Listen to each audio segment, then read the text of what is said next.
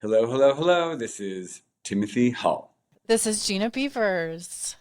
And you're listening to That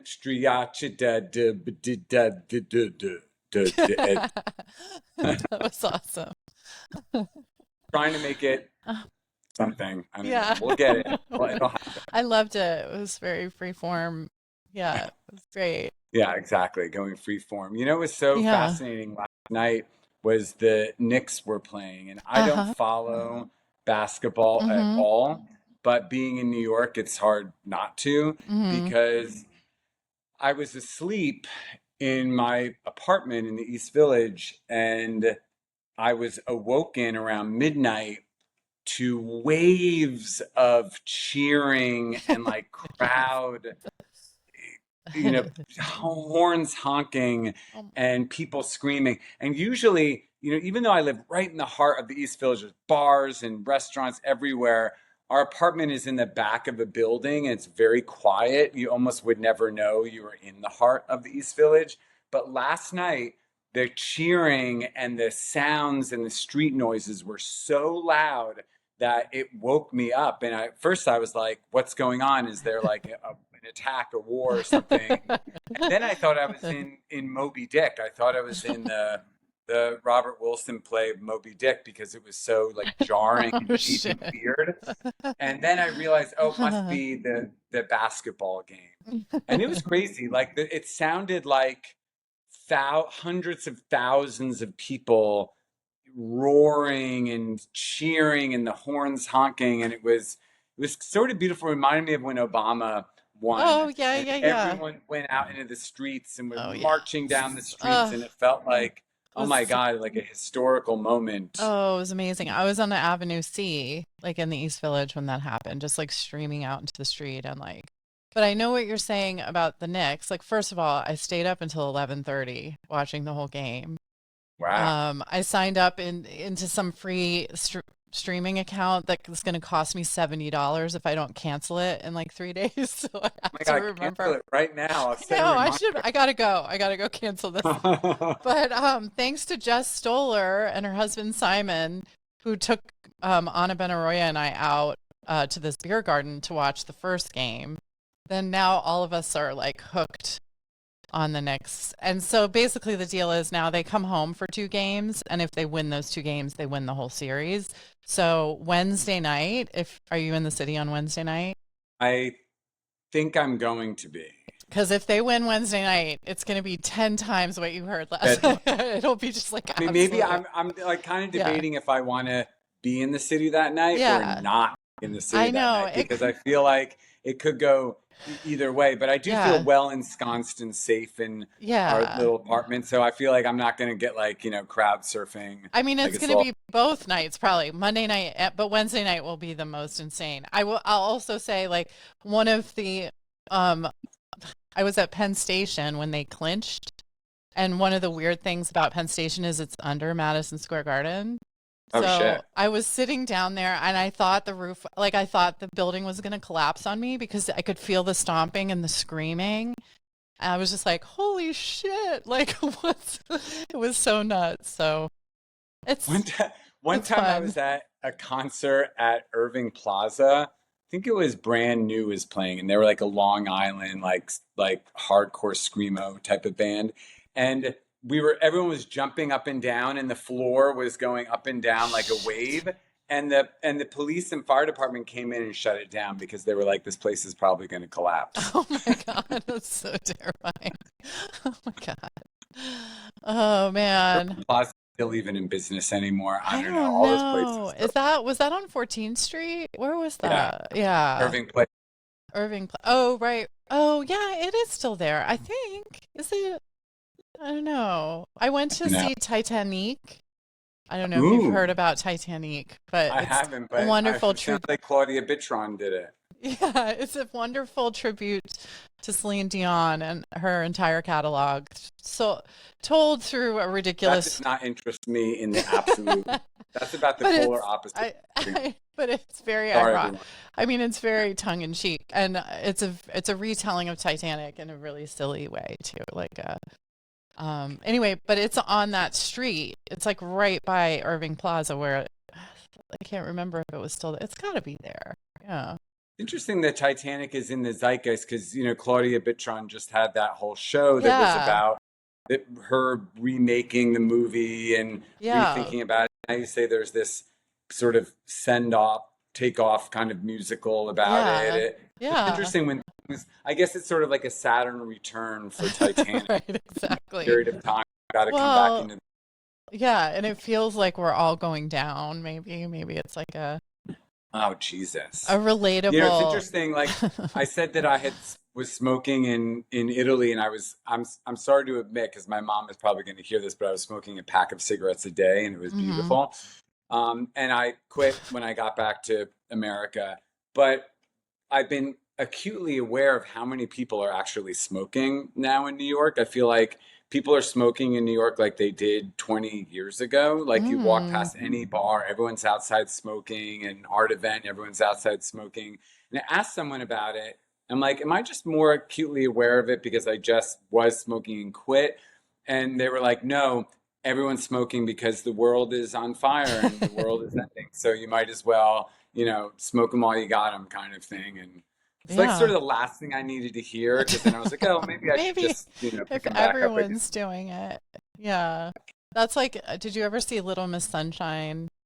Yes. Yes. Remember the character, the grandfather, played by amazing actor. Oh God, what's his name? Alan. Yeah, Alan Alda Or or Alan? no, No. um, it's Yeah. like that. Yeah, It's it's like one that. of that. Where he's over 70 and he's like, I'm gonna start doing heroin.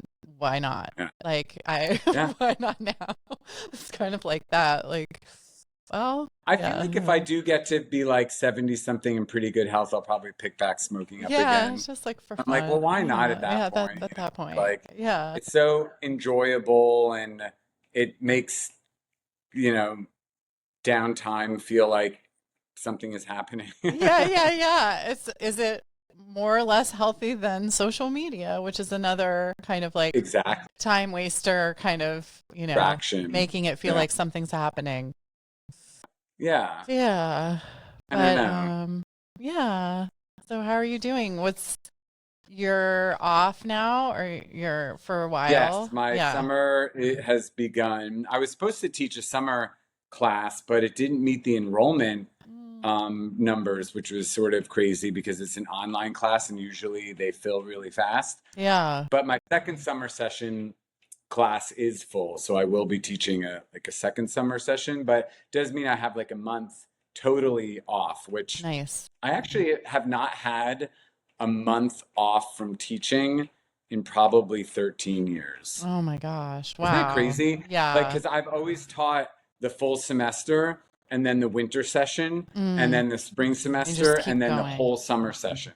Oh So, my like, I God. was almost teaching like practically like a full year round, which is Wow. crazy, like, Yeah. and Yeah. but I feel like I've managed temporarily to break myself out of that rat race. And so, yes, I have a month off, which feels really, really nice, but also doesn't feel that much different anyway, but I don't Yeah. know. Are you able to work and are you to Oh work on yeah, some? I've been actually really inspired from my Italy trip because I'm making drawings actually of the collages that I had made. So I made all these Oh, cool. collages for that Yeah, yeah, Rome show, and yeah. I was looking at them and thinking, well, they actually would make really good drawings Oh, of nice. the collages. So I've been Yeah.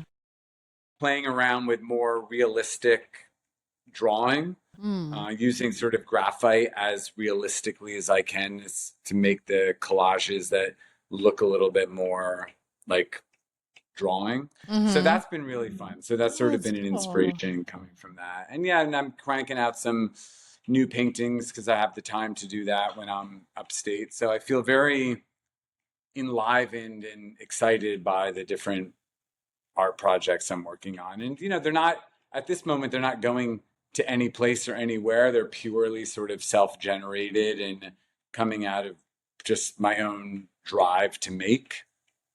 Yeah. That's Yeah. awesome. I mean, that's great. That's like the Yeah, I've been like working on these paintings that I'm excited about. But then I'm Yeah, I also, noticed you posted something new the other day, like a new yeah, oil painting. What was that of? it's like different pieces of upholstered chairs and couches and stuff and like That floral it and was clothing. I don't know why I got oh, the. okay. Yeah, yeah, yeah. It has a ruffle on it, but it was like a chair That's that what had I a think ruffle. that. Yeah, you said like Yeah, something about yeah. the ruffle. So I was like, oh, a ruffle. I thought it was like on a collar and a Oh, shirt. yeah. No, it's like if you can imagine the most over the top like frilly chair, just like pieces of that collaged together and then It turned so abstract. It was sort of it's in a weird the image is in a weird place between being readable as like upholstery or some kind of fabric patterning, but then it's very abstract because it's all over and it mm-hmm. doesn't have a real figure ground. It's not really held in a figure ground relationship. Yeah, I guess that's what I'm kind of trying to do, to make something that looks photo, like almost like you can recognize it, but then it sort of dissolves. Like, I'm trying to do both. I'm doing some like material tests though for the next week or two because I've discovered some paints don't work as well as others for what I'm trying to do with the heavy oil. Like, so I realized I need to stop and like do some actual experiments and see how, yeah. So Well, that's kind of are the, you working with oil paint now, you said? yeah. So what I love to teach because I teach oil painting, and the first class when they get all their supplies, go through a little exercise where I'm like, okay, pick up each tube and tell me what it weighs. And hmm each tube weighs something different, and they're always amazed by that because you think, oh, paints, oh, it's got to all weigh the same, right? Because it's like 13 ounce or whatever, but each paint tube weighs a different amount because each color, each mineral has actually a different weight to it. And because, these are organic, they're not uniform like acrylic, they're hmm all organic. And so, a tube of white might weigh 4 times as much as a tube of black. And you think, oh no, hmm black and white, they must be the same, but they're totally different compositions and minerals and the students are always kind of blown away and I'm like, well, That's so that's cool. like the reality of working in oil paint is there's hmm actually a reality to it. Yeah, I mean, I It's think, not. yeah, I think about the periodic table. Yeah, I the was like a little periodic table is science girl. alive in the element. Yeah, the cobalt, the cadmium, the like, yeah, the different weights. But that's really And they cool. react That's, different to temperatures, like yeah. in the room if the temperature is hot or cold, or they all the paint reacts different to how much medium you put into it, or hmm each paint operates in a totally different I know. manner. And It's I don't think crazy. people realize that who Yeah. work in acrylic or who work or who No. aren't artists that each color has Yeah. its own energy and sort of mineral quality to it, which I think is why I teach oil paint, and I think it's hmm such a beautiful medium to sort Yeah, of work totally. with raw earth, so to hmm speak. Yeah. No, I'm excited. I'm trying to learn. I did also buy some more like high quality acrylics to kind of also test in acrylic because I'm like, can I even do what I'm trying to do in oil? I mean, I know I can eventually, but I am, yeah. So, Well, with acrylic, you the only advantage I feel like acrylic is A, it dries quickly, hmm and B, you can get a more stabilized environment for the paints. hmm They all react more similarly than oil paint does. hmm Uh, I think it's also like somebody like Jack Whitten and Colby Chamberlain had brought this up to me, the writer, at one point, and we're doing a studio visit. And he was saying the thing about acrylic is that it lends itself to experimentation.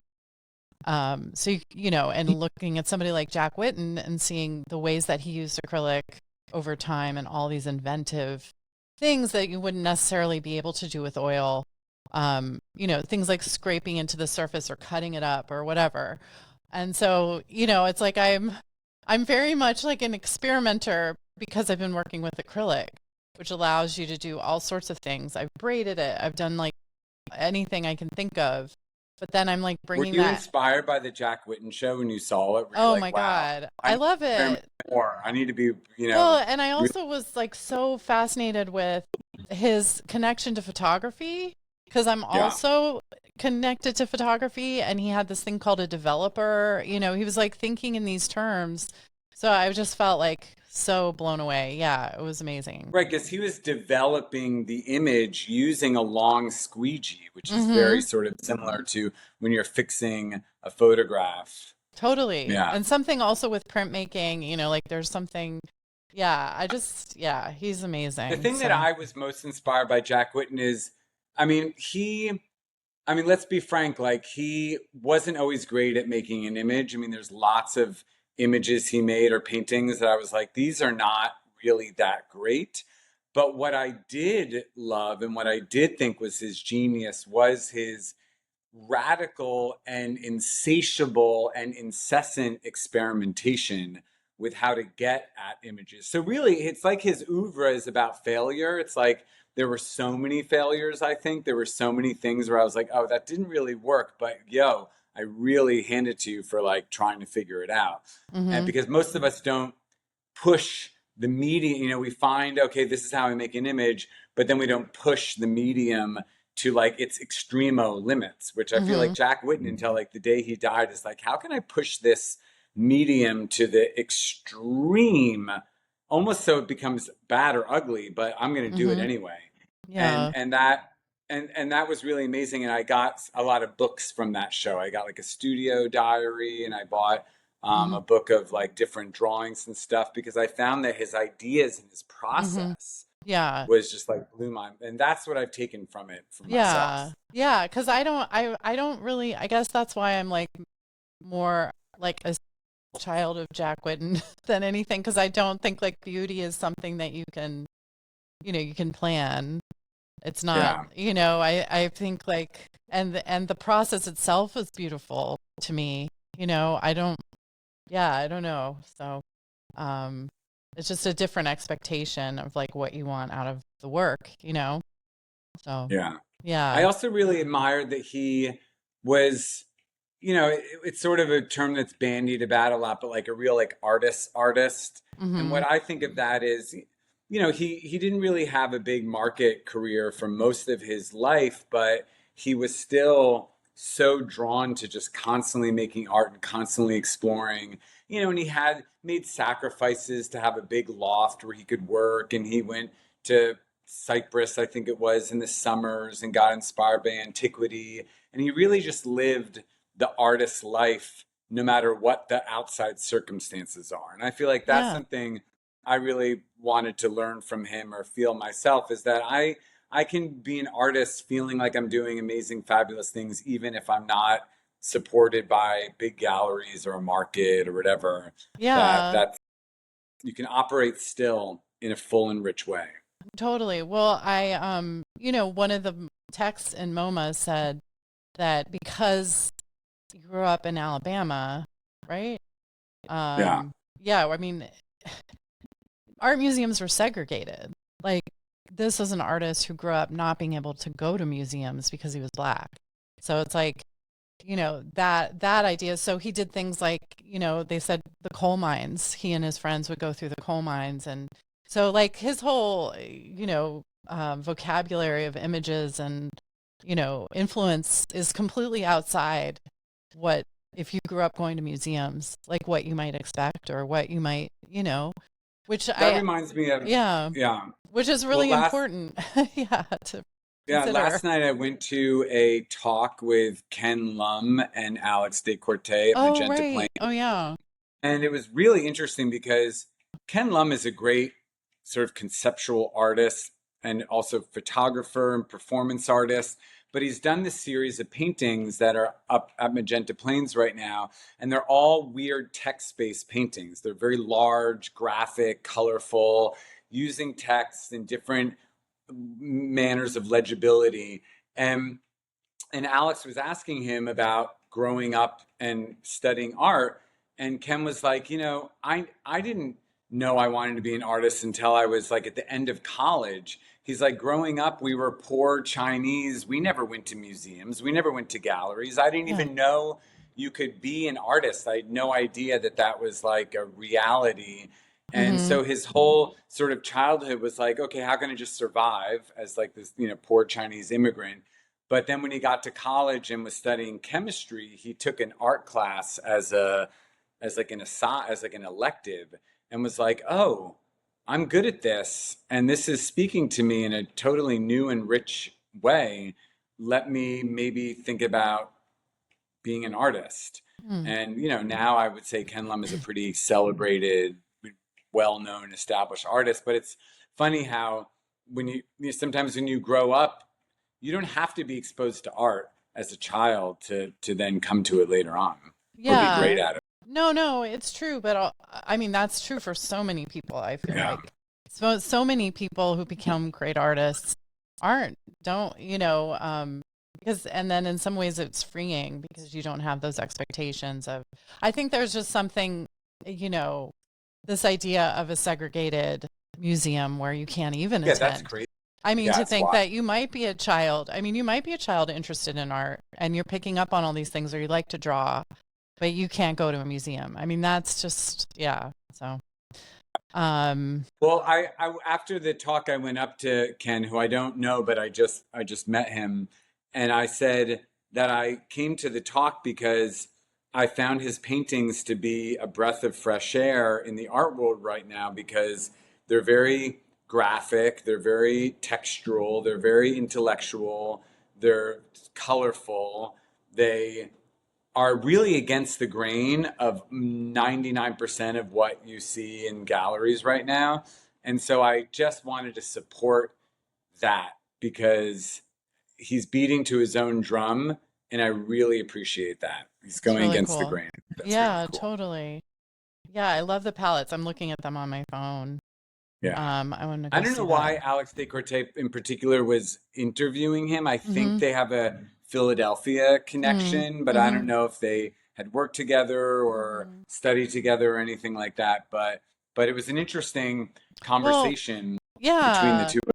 I feel like there are a lot of squares and like this palette, this like poppy palette, this graphic.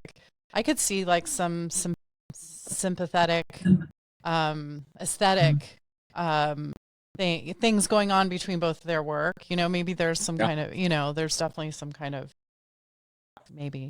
Yeah. Yeah, and Ken Lum works also in sculpture and Oh, performance, cool. which Alex Descortes also does too. So yeah, there's Mm-hmm. definitely a lot of connections between the two. But I was also feeling connected to Ken's paintings as well because of the palettes, Oh, because of the yeah, square size, because of the use of like text or glyphs that are both legible and illegible. So I totally. wanted to align myself a little bit with what he was up to. Yeah, that's really cool. Well, I feel like I saw no. Did I see any art this week? No. Besides my storage, which is like a shit show. um, You Hayne and have an I, off-site storage. oh God, yes, it's hell. I moved in because it's 200 square feet and like temperature controlled, and it's like way out. It's like in Livingston. It's like another 20 minutes for me. But I moved in because it was like $200 a month. It's now twice that, like in Oh no my goodness. time. In no time. They're just like, yeah. So it's kind of annoying to me because I don't know how expensive it's going to get. But it's totally necessary because I have so many huge like crates and like, yeah. Anyway, it's packed. Hayne and I were sending pictures of our storage spaces back and forth this week. Hers is like all soft sculpture, like these like pillows kind of, and mine is like all crates, like almost to the ceiling. Anyway, Wow. so I'm trying to accommodate a big work that's coming back, and I was in there measuring. I have to climb on top of things that are like 8 feet off the ground and like crawl around, and anyway, it's hell. It's absolute hell. I But have to admit that it's sort of terrible, but I have destroyed work in the past because I just didn't want to store it. yeah, yeah, And yeah. I was like, I sometimes get like a really rigid and disciplinarian attitude with my Yeah. art where I'm like, listen, you went out into the world, you were in this show, you were in that show, nobody bought you, no one wrote about you, you are a failure, Oh and you've my come back. Now I'm destroying you. And I've done it. I've totally destroyed pieces that I just God. felt like You that no one better cared about, no one you resonated better with. It earn came your back. keep.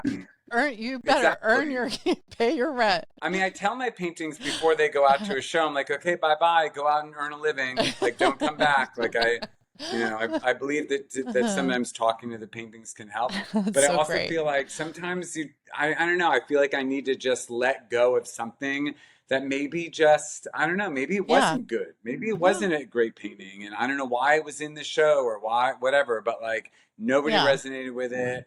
And now Yeah. I'm like, ugh. And I don't Yeah. want to store it. So I'm just like, you know Yeah. what?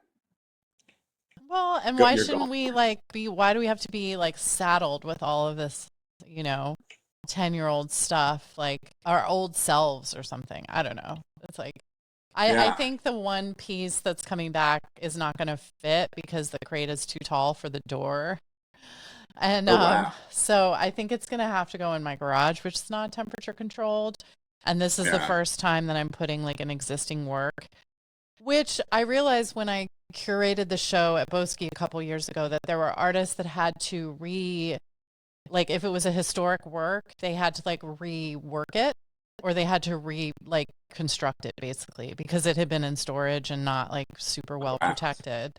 So I was like, Yeah. okay, well, this is a thing that people do, particularly if they don't own it. You know, if they own it and they have to put it in some sort of storage situation, like they might have to restore it. So I'm like, well, if I put it out there and something happens to it, I'll have to restore it. Like if somebody wants it for something or I don't know, in 20 years, I now have two I'm still. registers of storage. I have storage in my studio, which is Mhm. climate control, but I can only store maybe like 20 paintings Mhm. in there. And then I have a barn that's from like 1850, which is almost falling apart, Mhm. but it's, has a roof over it. And in that barn, I store maybe another 50% of the work that's much older that maybe Mhm. isn't as precious, or I've Right, had right, to right, wrap in right. like more plastic. But so those are my like two storage spaces. Unfortunately, I own them, so I don't have to Mhm. pay the monthly rent, because otherwise, you get into the problem like you have where Yeah. that becomes part of your overhead. And Yeah. do you want to expand it or contract it, or you don't have really all that much control over it? Yeah. No, I've just started taking things that can withstand any temperature out and putting the things that need to be there in rather than getting, because it's tempting just to be like, all right, give me another one. You know, like Yeah. let's just add another storage space. But I've learned that it's a racket because Oh, also it definitely. this company that I'm renting from, if I go another 30 minutes or I go into Pennsylvania, it's the same price, even though you're in the middle of nowhere, literally. Yeah. They just charge the same price no matter where you are, which is like real estate everywhere, I guess. But There's that gallery upstate called the Campus that a bunch oh of yeah, galleries yeah, got together and bought the yeah, school. But what I came to realize actually when I was there last year is it's a really genius idea for storing. Like, actually, uh-huh, they use the majority of that place, is, from what I understand, as as storage. So all those storage. galleries are sharing not just the exhibition spaces, but they're Mm-hmm. actually really sharing the The storage space. storage, yeah. And so many rooms that are like air conditioned and or heated that are all for Are storage. So for I thought, well, that, storage. I was wondering about that because there was no air conditioning in the actual no, but display exactly, rooms. in the actual gallery Yeah, spaces, there's no air conditioning, but in the yeah, storage spaces, there's air there is. conditioning. Oh, okay. And they have Yeah, a van that sort of every day is going back and back and forth if forth. they need to bring art from their respective galleries to the campus, or back and forth. So that's an interesting model for like how to sort of crowd share what is Yeah, very expensive for galleries. A t- big expense of galleries is storing artists' work, and a big totally. expense for artists is storing it. Totally. I was trying to help collectors of mine find storage. They wanted something in, like, they were curious about Jersey and, like, could we develop a big storage or some building that's near the train that we could send our, like, assistants to, like, come and bring works back and forth. And so I helped connected them with a landlord and, like, go buy this, like, 40,000 square foot building, like, on the edge of Newark or, so Yeah. maybe turn it into something. Yeah. Well, one of my fantasies is to take this old barn that we have on our property and renovate it to be a big studio and Oh, then take the cool. studio I have now, which is Yeah. above a little carriage house, and turn that all into Oh, storage. dream, dream, And so dream. then I would have Yeah. like a big climate controlled storage area that's not in my studio space because I Yeah. also kind of during all this Yeah, me work in too. the space it I feels know. heavy. I know. It's really, really annoying. Those Is are that what I know? Better art market dreams when the art exactly market. one Yeah. one day at a time. Yeah, One yeah. day at a time. Yeah. Is that everything we have on storage? Do we have anything else to say about storage? I will say, oh, last thing, my mom's storage is their garage, and there's literally like a 18-inch little pathway that you can get into their garage because she has so many paintings, like Oh my taking God. over the entire garage. So yeah, I'm gonna help her I with don't want that to at get some into point. that's depressing to me. Like I've talked about my Aunt Nancy before, and Yeah. she was a painter and she never had a big market and never sold a lot of stuff. But she was very prolific, and when she died, she had like hundreds and hundreds of big, beautiful paintings, framed drawings, works on paper, and her daughter, my cousin, it was like I don't know what to do with Yeah. all of Well, how this. Like I did, can't yeah. claim the value of it because Right. then I'll have to pay all these taxes. So I have to act like it's worthless, Oh, you know? And there's yeah. so many problems you get into with all that that like I feel like you Yeah. gotta. I know this artist also in my town who who's sort of moving and retiring and closing out his studio, and he sent me an email and he's like, "Can you just come over and take whatever you want?" Oh, yeah. He's like, I know you like my work and like you bought some work of mine in the past, but I just To need to get like it. offload this Yeah. stuff and I want someone who likes it to take it. So I'm Yeah. like, okay, Yeah. if that, Well, and I you feel like that's generous. That's putting Yeah, it back out in the world. exactly, And exactly. I think too, like having some kind of sale, like even if it's just $5 or $10, but telling people come buy original art for your home. yeah, Just like people in a suburban area or in a rural area, like we're having like a 1 day sale of all this original. And I do think people need to pay something because I don't think sure. people always like to get things for free, especially if it's going to be Yeah. hanging in their home or whatever. They don't really get it. We love to trade and like we would totally be about that, but like regular people want to pay something. So it's like, just come and get something for your home. I know those walls are bare.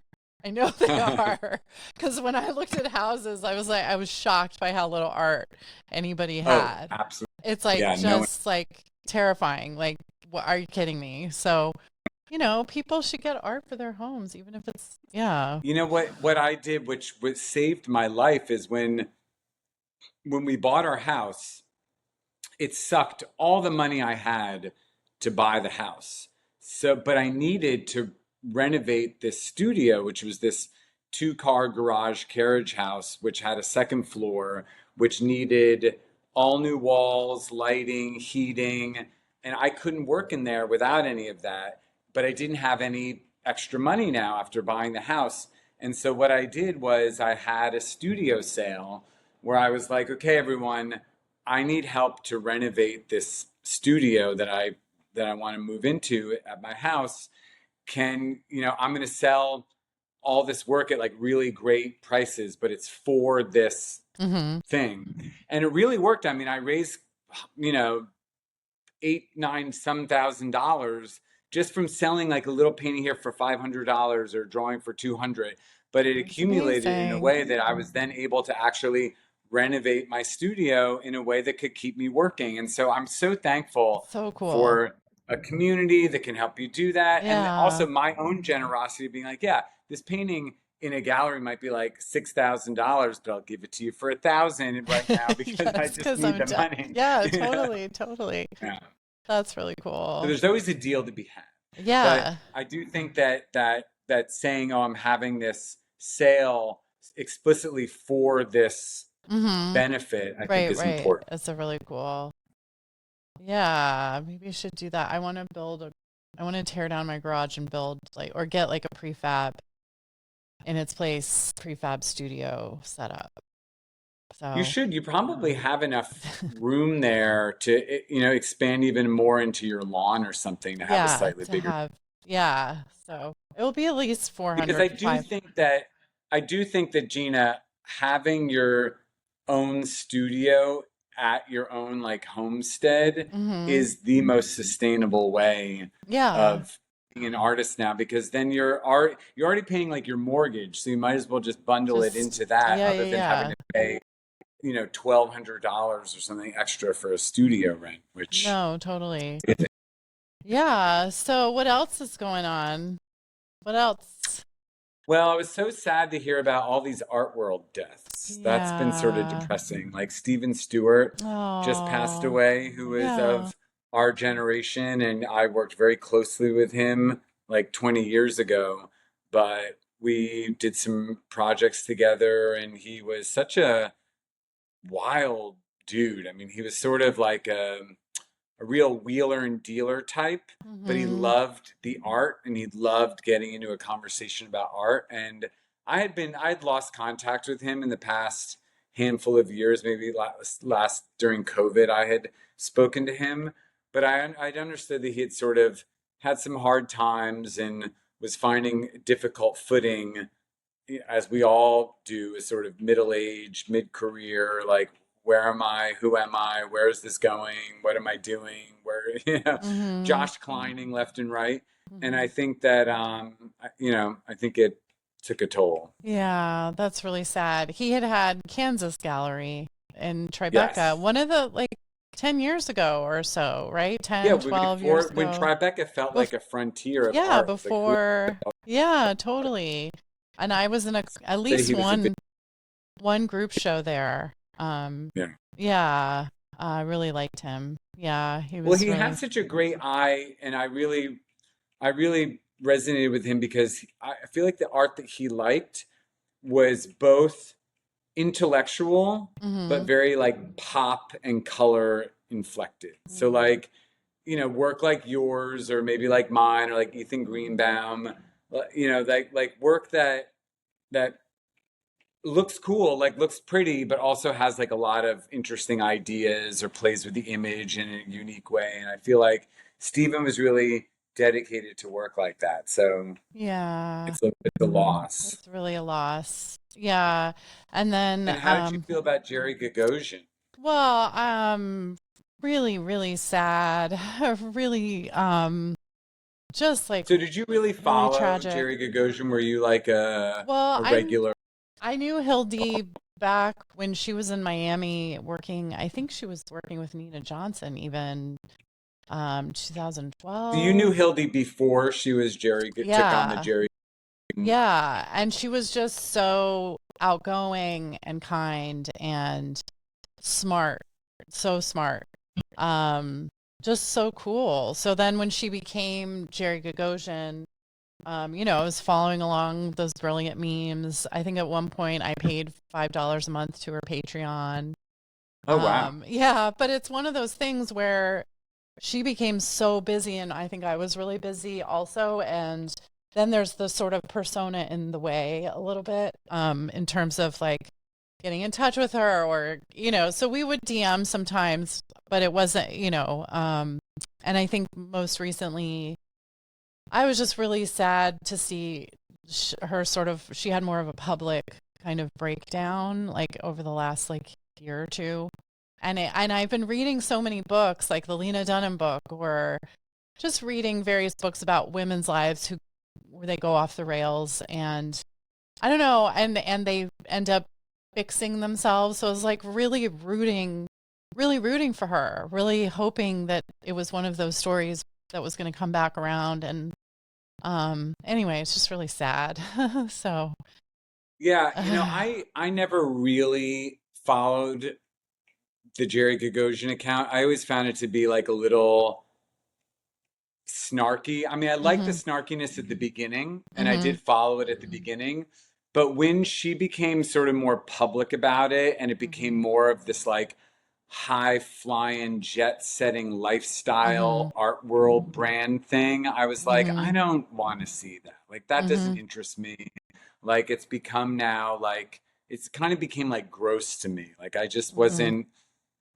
didn't think it was smart anymore. I thought like it seemed exploitative of the whole art world ecosystem that wants to be like flying on private jets and going to fancy, Deste Foundation dinners and like all, Hmm.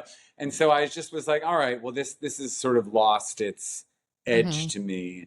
But I do remember I followed her vis-a-vis the Art Daddy because the Art Daddy really went after Jerry Gagosian when she was having her public breakdown about like the election or wokeness in the art world, and the Art Daddy was having like none of that. Hmm. And I think that it got a little out of hand. I do think the Art Daddy was almost like borderline Hmm. harassing Jerry Hmm. Gagosian or exploiting the breakdown. Yeah. But I also felt a lot of the ways that the Art Daddy did too. I was like, yeah, I kind of agree. Like, maybe this is a weird, comeuppance or something, or Hmm. like, what goes around comes around, like Oh, sort of thing. I didn't see any of that. The breakdown I'm talking about is, thinking that she was going to finally be able to sort of make a living or make money, and or have these opportunities. And I have no idea what happened to the opportunities or how they didn't work out, whether it was just never going to be or whether there was some element of her own involvement. I have no idea. But she ended up in the hospital in London. Um, it wasn't about politics or anything. It seemed very personal, like a very personal breakdown. And then I know she took some like blows at people on her way, and it said something about a close friend of mine where I wanted at the time to DM her, like, you don't have all the information. This is like online constantly, or even us when we're talking about things. It's like you don't always have all the information about someone. So it's a good lesson in judging people because you really don't know. And I mean, for her too, like but at the time I was like, and I thought, let me just leave it because she's obviously going through something. And, but it was much more of an actual, like, this person is kind of falling apart, like personally, and like but there was a lot of resentment, like towards the art world, like as though I put a lot of time and effort into this thing. Why can't I make it into something where I can make a living? Which, Well, that's why I said she was like Josh Kleining. I feel like yeah, there's that yeah, feeling of like, I've been putting in the time, mm-hmm, I've been putting in the right, work. yeah, People have called me a genius, people have mm-hmm, called me gifted. mm-hmm, Why am I mm-hmm, still like not able to afford groceries mm-hmm. or something? Right. And And I feel at the like, heart of that, there is a real exploitation.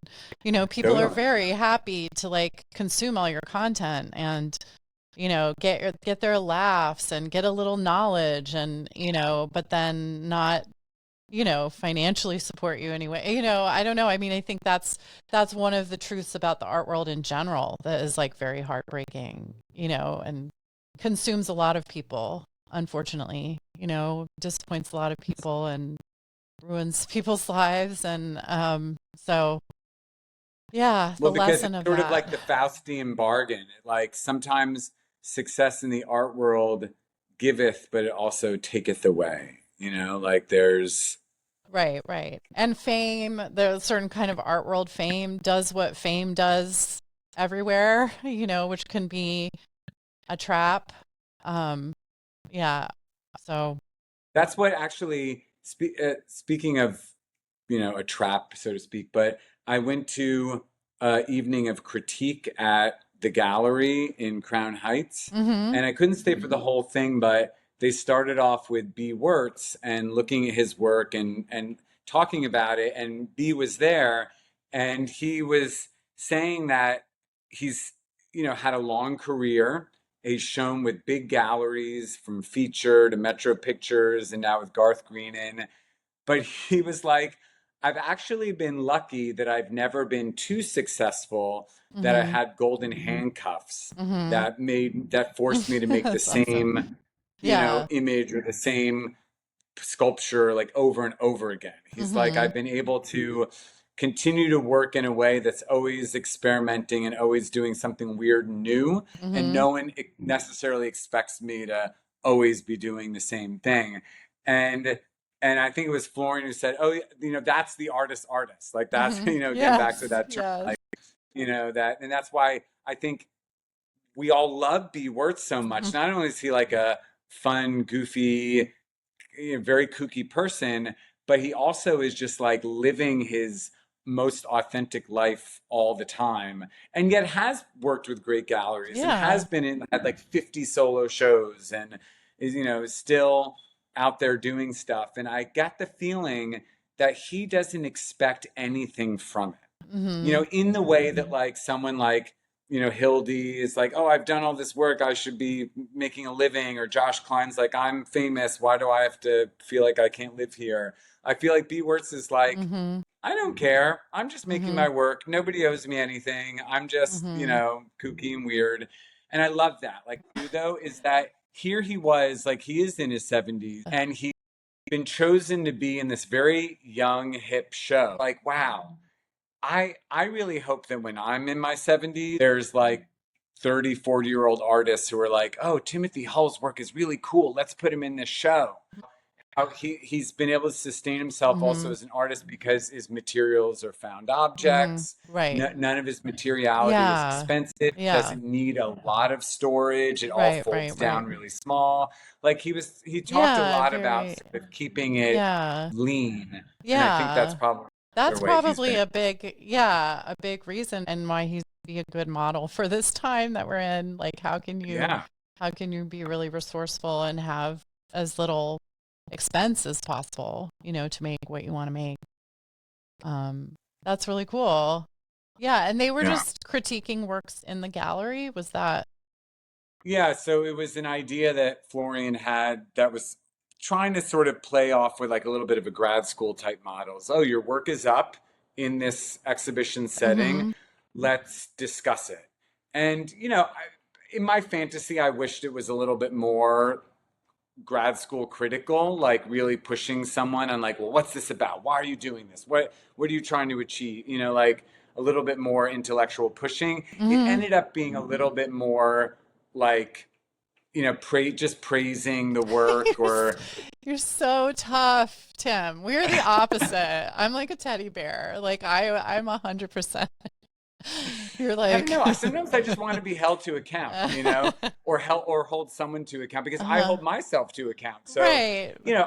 but I did enjoy listening to the artists talk about some of their ideas or their work or how they do it. Mm-hmm. It was more the other people who annoyed me who were like, "Oh, this painting reminds me of a Bach fugue from 1781," and just sort of like Mm-hmm. over packing, over intellectualizing, which felt like you're just blowing smoke up somebody's ass kind of thing. Yeah, well, I'm not if you invite me to like critique or well, first of all, I think the concept of critique is potentially on its way out.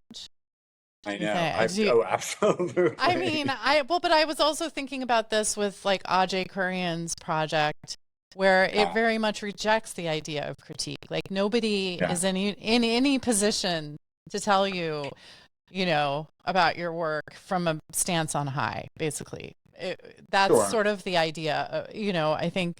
And also the critique is kind of this old system of like, the master and the master artist, that kind of dynamic. And it's like, it doesn't work anymore, especially when people are making work from their own experience, which may be totally different from anything that how do you critique that? You Well, can't, in my teaching, we do critiques, of course. Like when the students do a body of work, I'm like, okay, hmm we're critiquing it. But I always remind them that to me, and what I'm trying to teach them is that this is constructive criticism. hmm So, you're not just saying, oh, I don't like your use of blue. You're hmm maybe saying, I think your use of blue could perhaps be more vibrant. hmm Or maybe if you, juxtaposed it with more cadmium red here, it could really make your point more clear. Like hmm to say like, sure, the painting, could use some help. And these are my ideas and maybe how it could arrive to what you're saying about it more clearly. And so Yeah. that to me is like constructive. I don't want like a crit where someone's like, this sucks, get out of here. Yeah, yeah, yeah.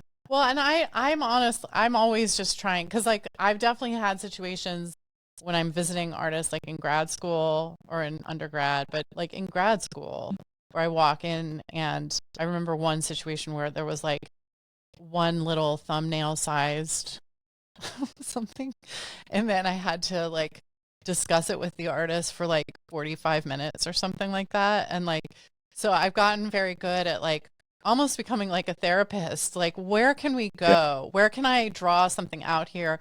Or even walking, I'll walk into a studio and be like, oh my God, so many issues that I see. But then I have to realize like that's my perspective. And like I'm going to tell them to basically make my work. Like my yeah. critique is going to guide them towards what I like, you know, if I'm not careful.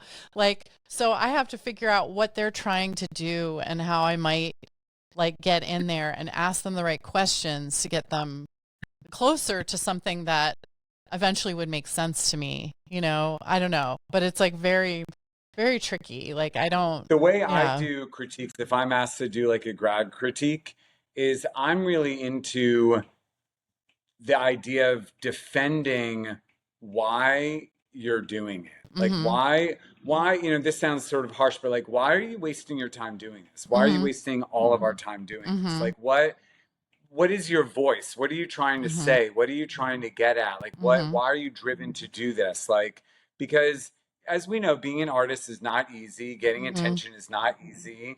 And so I feel like if you really want to do it, if you really want to make it, if Mm you hmm. really want to sustain it, you Yeah. need to be very clear as to why you're doing it Mm and hmm. why you think it's important. Mm hmm. And so I often get a little aggressive Mm about hmm. like, why is this important? Like, why should I care Yeah. about this? Yeah. And because I'm the public right now, Mm and hmm. like I'm maybe someone who might buy it or Mm someone hmm. who might write about it. Mm So hmm. like, and that's when I go into a higher level critique, Mm that's sort hmm. of what I want to hear from the artist. Like, Yeah. It's like a almost like, defense of it. Well, yeah. so you walk into a studio and you really cannot stand the art and you do that, like tell me what this is about to sort of defend it. Is it possible for someone to give you such a like a reason like defense of it that it brings you around? Oh, Absolutely. That okay. happens Yeah. to me all the time. Oh, cool. I feel like I have a Yeah. visceral reaction Yeah. to somebody's work. I'm like, Yeah. oh, I don't Yeah. like this, or it's Yeah. not resonating with me. Right, right, But when right. I maybe read the press release, or I hear, or maybe I go to a lecture, hear them talk about it, Mm-hmm. or they're Mm-hmm. defending it to me, I'm Right. like, oh, I totally see why you're doing this. Mm-hmm. And even though I still might not like it, Mm-hmm.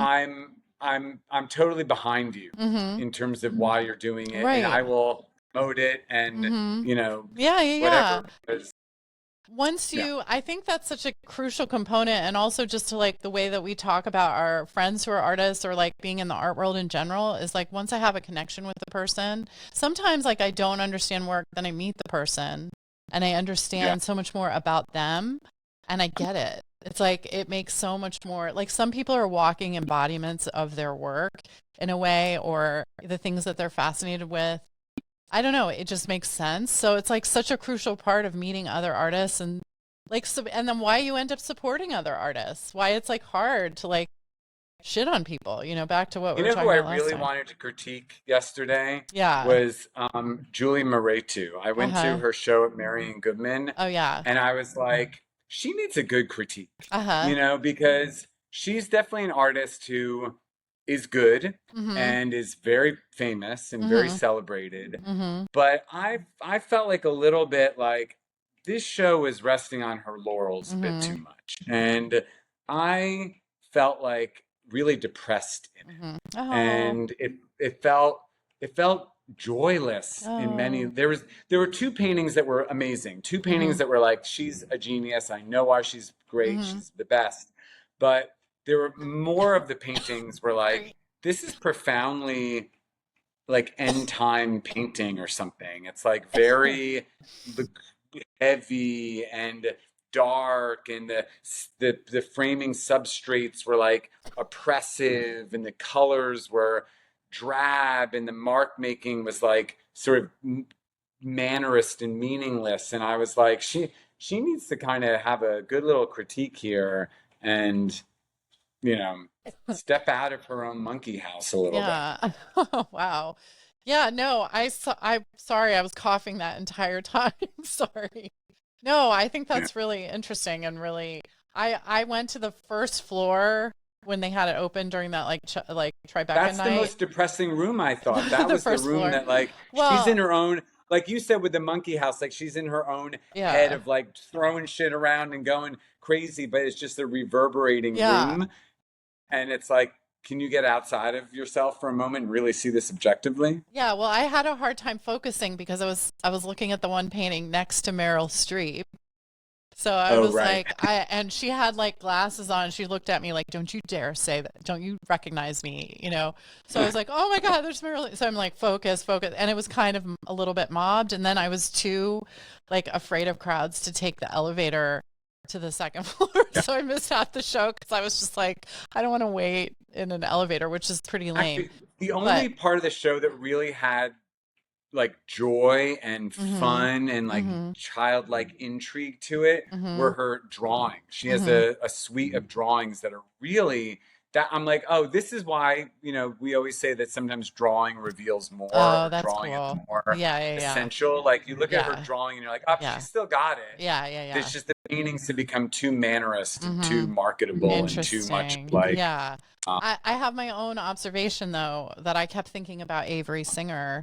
And I think maybe oh, Julie, both in the display and installation of those works, and also in some of the mark making because she's using like airbrush, even though, Avery, which came first, obviously Julie Moretti, but like they're somehow the two of them are, some of those works are starting to look or resonant with each other. I don't know. I felt that way with Jacqueline Humphrey's work too. I thought that some of the Julie Moretu paintings had a mechanical quality to them, Mm-hmm. like almost a silk screening mechanical quality that looked like very Jacqueline Humphreys as well. Mm. I didn't so much get Avery Singer, but can you maybe explain that a little bit more? Well, just the mark making the air, and I think it's partly the airbrush, but the layering of the airbrush, which I know some of that has been going on for a while, but the looseness of it or the kind of spray quality of it was starting to remind me a lot more of some of Avery's works, more recent work. And then the display, I mean, Avery had done, I don't even know, 10 or 15 years ago, a show where the works were kind of displayed uh, in the space like that on these metal. In Um, big titanium frames. well, I mean, I don't understand the big, like I walked in there, I'm like, but why these big, I like if think I had it's a just critique with her, I'd again, be like, why these big, I thick titanium frames? if I have no idea, but like I would say I think she's seen Avery Singer's installation techniques because this is something, Yeah, but that's also other people have copied that I think from Avery over sure. the years. So it's like, but still, yeah, it's just one of those things that I picked up on. I don't know, Yeah. whether I'm right or So at wrong. the end of the day, I feel like there were some paintings that were really good. The drawings are really great, but I also feel like we could have done a A fun critique critique. in that show. Yeah, that's really great.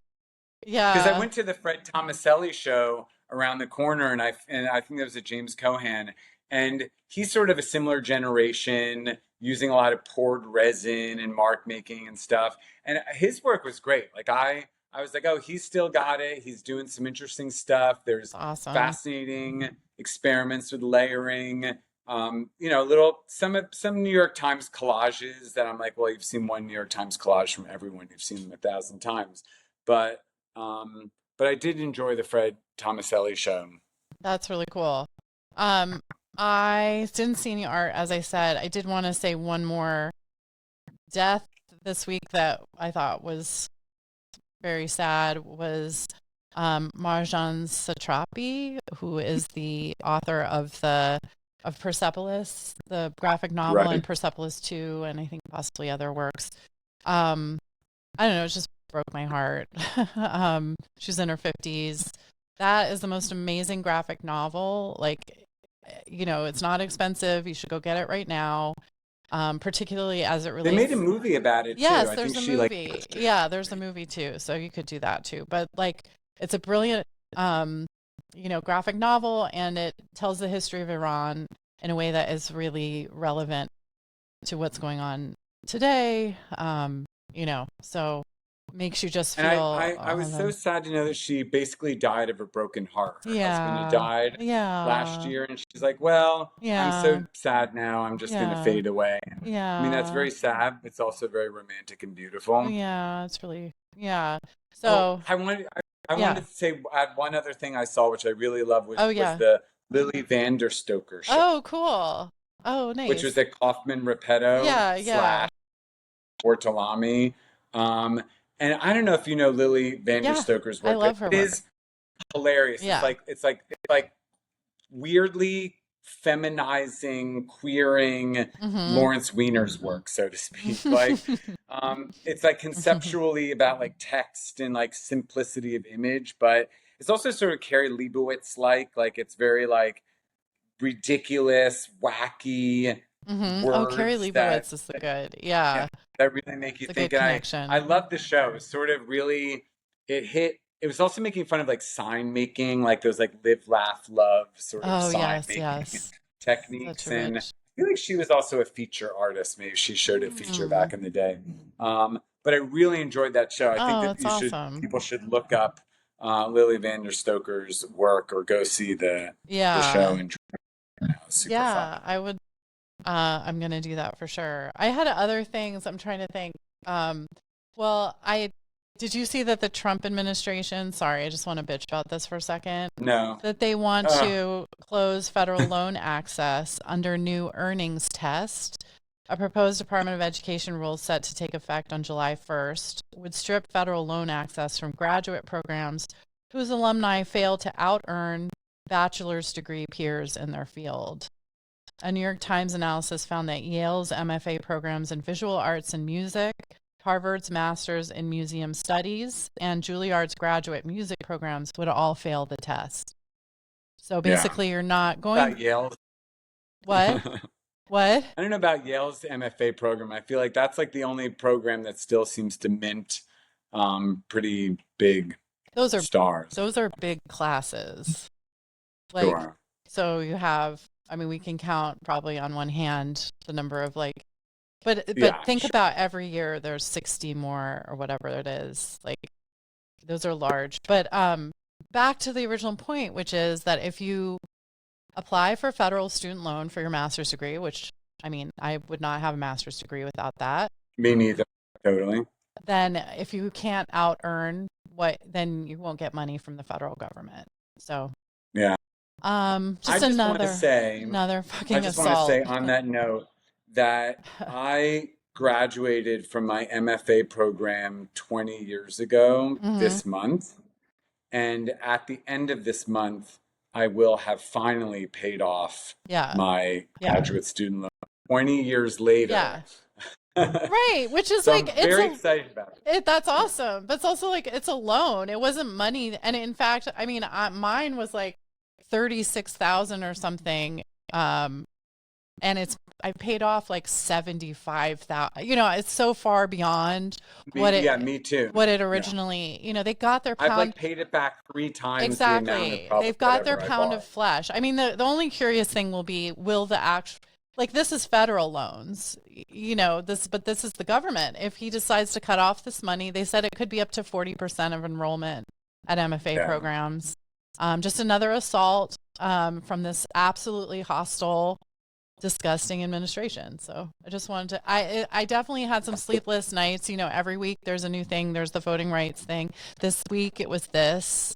This had me like, oh, they think we're garbage. If you can't earn, so what do? We go get business degrees? Do I go like to Stern and then become an artist? I'll just be like, what?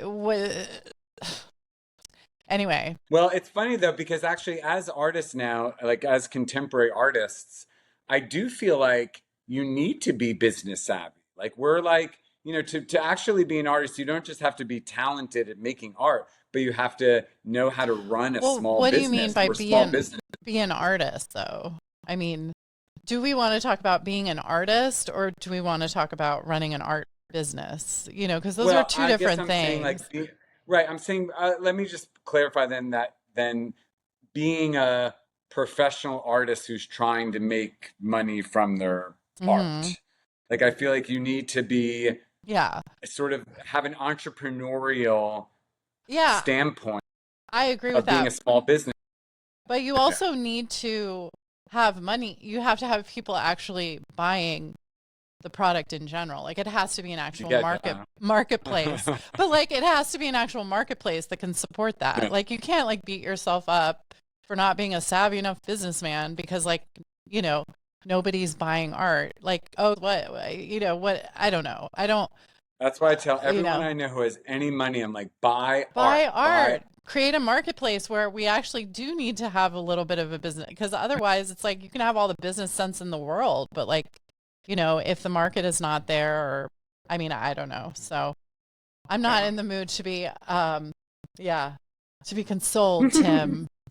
But I also the last thing I had was that I read this article on Vice, How to Escape the 21st Century. Adam Curtis talks to Dean Kissick. Um, and Wait, it's Vice magazine Vice still exists? magazine. I guess they're back. Okay, Wow. I signed up for a free account that I'm canceling within the month. But so in If the it's free, why are you canceling it? well, it's free, but I won't be free in a month if I Oh, don't okay, cancel cancel. it. Yeah, but I screenshot the whole article, so if anybody wants me to DM it to them, I can. What's the gist of it then? So it's basically a conversation about how artists are failing, contemporary artists are failing the moment. Basically, they both feel like we're not making the new forms of art that would be up to this reality that we live in, this other, this chaotic moment, both with social media and being online. And yeah, so I mean, Well, I think I am. So they can call me up and we can just. exactly. Me too. I'm like, I don't think that critique really works. I also need to know, I know with Dean Kissick that he has outlined the kinds of work that he finds interesting and that he feels are like pushing things. So that's cool. But like with Yeah. Adam Curtis, he keeps talking about like the Impressionists and stuff. I need to know what he thinks since 1880. You know what I mean? I need to know what he means by like, we're not living up to, because of course artists are going to make, maybe it doesn't look the way, which I think for a lot of people it doesn't look the way that they think it will look. They want it to look robot-y. And if it Right, but in the 1880s, Cezanne could paint Mont Saint Victoire in a funny way and shock everyone. He could paint an yeah, apple, yeah, in a weird tone, and everyone yeah. would freak out about it Right, and right. think And a it's loose controversial. brush, But a loose brush stroke. yeah, How dare you? I think we've Yeah, yeah, sort of yeah. upped the ante here. But it is interesting because it's a whole conversation about basically how we're failing, the artists are failing the moment, which is like, okay, whatever. But also reminded me of this Andrea Fraser conversation where there's a great, not to hype another podcast, but the ArtNet podcast with Ben Davis, Art Angle. There's an Oh, I like that interview. podcast. Yeah, there's an interview with Andrea Fraser where she talks a little bit about how there's an element of the art world that hates the art world, there's an element of like antipathy always. She can't really put her finger on it, but there's always like a core of like hating itself, which I think, maybe we embody that in different ways when we're critiquing things but this idea of like a whole article about art, which basically says that we suck, like artists, it's just funny. It's like, yeah. But I get that too because I both like love our podcast and I also hate it. And I know that there's people who totally are like, "Oh, I'd never listen to an art podcast. Well, I don't Yeah, want to hear yeah. people talk." No, but And yeah, but it's even just this idea of hating the art world, like hating the yeah. art world, but being a part of it. And she's Oh, like, well, that's every famous artist because that's a very privileged position. no, but I mean, don't you think people who hate the art world but are in the art world? Like, Yeah, and usually they're pretty successful. They're usually represented by a good gallery. They've been in big shows. oh no, I often know people who hate the art world who are in it who have all different sorts of careers. I think there is a tension there that's like, anyway, go listen to her interview because she explains it a lot Yeah. better. I mean, sure, I get that too. That there's, I mean, yeah. Let me walk that back just a tad because I definitely know people. I mean, hell, I struggle with it myself. I Like mean, half the time, like yeah, the art world sucks because it's very exclusive. It can be yes, mean. It can be petty. It can right, be right, right, right, superficial. right, But it's right. like Woody Allen said at the end of Annie Hall, like with his brother thinks he's a chicken, and he's like, well, why don't you turn your brother into the institution? He says, well, I need the eggs. Yeah. And so that's, Yeah, we're that's sort it. of That's like, it. we're like That's it. patients in the institution, but we don't even know that we are, sort of. Yeah, yeah. Well, I last thing I wanted to say is like thank you to all the I've gotten some ideas for categories. I think Mahalchik commented that for this idea of an award show that Oh, we right. should have the what is it called? Like black bikini. The dress code should be black tie bikini. Anyway, Yeah, and then black. my friend Anna was giving me all these great well some of I these like the dress code to be Donald Duck, where it's like a pantless, like you just wear like a shirt, but you have no pants. um so my friend Anna was coming up with some categories: messiest studio, smallest painting, biggest painting. I came up with most unholy vagina because I'm always like kind of Clarity seeing Haynes work. kind of seeing like vaginas in art, which then I Yeah. was like, there has to be like a most handsome penis award also. Dirtiest fingernails, softest hands. These were all categories that she and I were. Anyway, so if anyone else wants to send us I like love some that. Most funny, handsome penis. That's a really what. but like looking at art, like looking at things we've seen this year, trying to find, I don't know. If that's an idea of an erection, I feel like Right, right. Best erection in a painting. That should be a category. For sure. Anyway, it's funny that like Mahalchik was commenting on our stuff, and he was so excited that I mentioned the Picasso oh baby yeah, yeah, yeah. performance that Yeah. Jay-Z did, because Mahalchik did a send up of that at Louis B. James Gallery in Oh like yeah, yeah, yeah. I 2011 or totally forgot about 2012. that. Was It great. was so Yeah. amazing. He Yeah. dressed up like Jay-Z. Yeah. He stood in the gallery all day singing Yeah. Picasso Baby. Yeah. And it was such a great Yeah. happening. And he Yeah. was sort of making fun of how the art world had been so obsessed with Jay-Z Yeah. singing in a Yeah. gallery space. Yeah. And I tried to find some photo because I took a bunch of photographs of it, but Yeah. I was only able to find something online. I don't know where my photographs went, but if anyone has any video of that, you Yeah. should send it to post it. Oh yeah, totally. I love that. I love that idea. And I think there's like the art world like freaking out about the celebrity of it is Yeah. is like so funny. But I also have to say, why not Jay-Z in a gallery space though?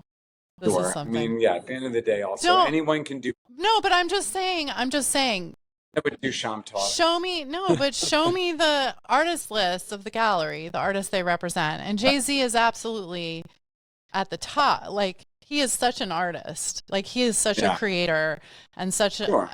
like he's not, he could be in a gallery as much as anybody else could be in a gallery. Absolutely. And especially talent-wise and contributions to art and music and lyricism. Well, maybe and you could give him phrasing an unstretched award for like most Jay-Z under-recognized but overexposed most fine millennial, most millennial artist. Yeah, I don't know because it's kind of he's kind of hasn't made music for a while. But yeah, are we getting up there time wise? I think we can call it a day. Okay. All right, right. Tim.